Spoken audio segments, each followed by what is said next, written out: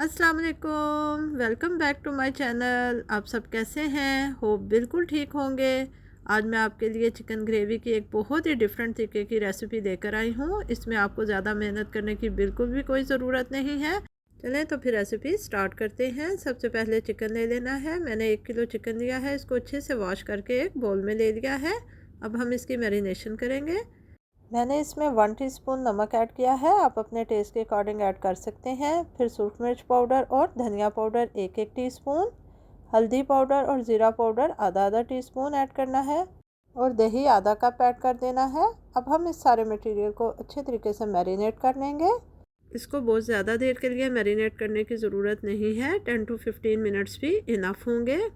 तब तक हम अपना बाकी मटेरियल रेडी कर लेते हैं जो कि हमें इसकी ग्रेवी के लिए चाहिए होगा। मैंने 3 दरमियाने साइज़ के प्याज लेकर उनको 4-4 हिस्सों में काट लिया है। अदरक, लहसुन और ग्रीन चिली को ऐसे ही साबुत लेना है।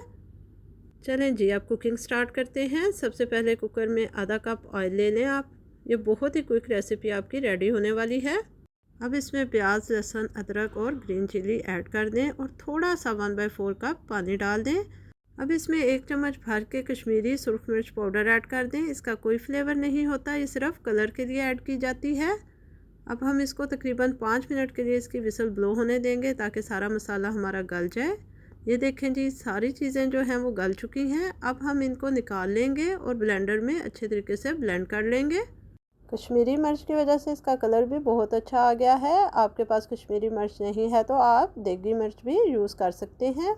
इस रेसिपी में आपको बहुत ही कम मेहनत करनी पड़ेगी। आपको कोई प्याज चॉप नहीं करने पड़ेंगे, कोई स्लाइस्ड अनियन नहीं चाहिए होंगे, कोई लहसुन अदरक का पेस्ट नहीं चाहिए होगा। ये देखें जी, हमारा सारा मसाला ब्लेंड हो गया है। अब हम इसमें मैरिनेटेड चिकन ऐड कर देंगे और 1 कप इसमें पानी का शामिल कर देंगे।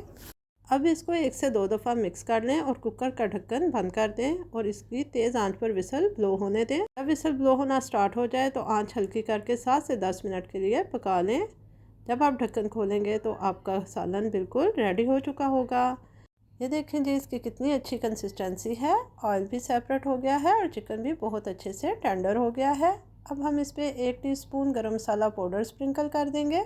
चॉप किया हुआ धनिया इसमें शामिल कर दें और 3 से 4 हरी मिर्चें ऐड कर दें।